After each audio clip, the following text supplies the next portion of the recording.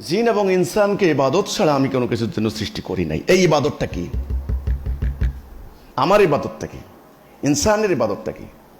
আল্লাহর খেলাফত করা। দুনিয়াতে খলিফা হিসেবে সৃষ্টি করা হয়েছে। ক্বালা রাব্বুকা লিল মালাইকাতি ইন্নী জাইলুন ফিল আরদি খলিফা। না, আরেকটা আয়াত আছে, খালাইফাতুন ফিল আরদ। জাআলা লাকুম, তোমাদেরকে সৃষ্টি করা হয়েছে দুনিয়াতে খেলাফত করার জন্য।